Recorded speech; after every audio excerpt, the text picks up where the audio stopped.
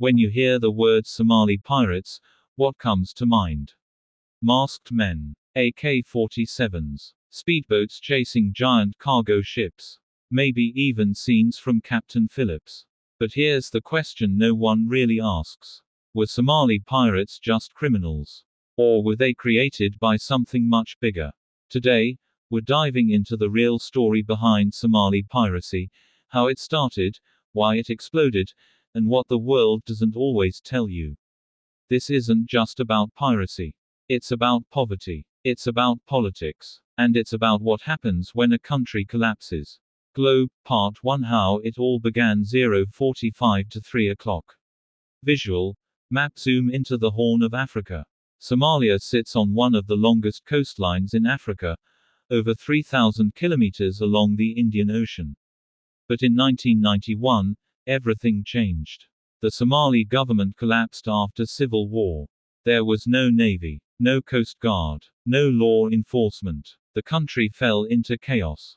With no government protecting Somali waters, foreign fishing vessels saw an opportunity. Ships from Europe and Asia reportedly entered Somali waters illegally, fishing without permission.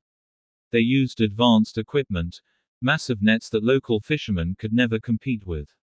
And that wasn't all. Some reports claimed foreign companies began dumping toxic waste along Somalia's coast. Imagine being a fisherman. Your fish are gone. Your income is gone. Your country has no government. Your family is starving. What would you do? In the beginning, many of these men didn't call themselves pirates.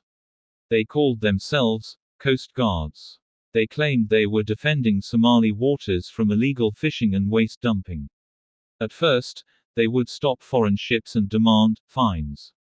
But then something changed. They realized something important. Ransoms were extremely profitable. Cargo ships passing through the Gulf of Aden carry billions of dollars in goods. One successful hijacking could earn millions in ransom money.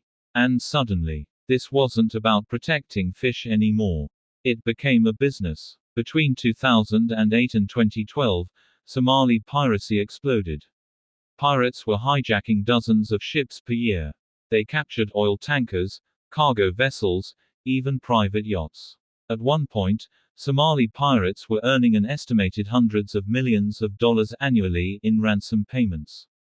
Ships were held for months while negotiations took place. Crew members were kept hostage. Some were treated relatively well. Others reported harsh conditions. The world panicked. Insurance costs skyrocketed. Shipping routes changed. And Hollywood took notice. Movies like Captain Phillips dramatized real events, including the hijacking of the Maersk, Alabama. But the movie only shows one side of the story. Eventually, the international community responded. Naval forces from NATO, European Union, United States Navy began patrolling Somali waters. Ships started hiring private armed security guards. New anti-piracy tactics were introduced. By 2013, piracy dropped dramatically. The golden age of Somali piracy was over. Here's where it gets complicated. Yes, piracy is illegal. Yes, hostages suffered. Yes, lives were put at risk. But Somalia had no functioning government, no protection of its waters, no economic stability. Many young men joined piracy because it was the only way to survive. Some communities even benefited economically from ransom money. Others were devastated by the violence and instability piracy brought. It's not a simple story of good guys and bad guys. Quote, it's a story of what happens when a state collapses, foreign exploitation goes unchecked, poverty meets opportunity. Today, Somali piracy is far less common than it once was. International naval patrols remain active.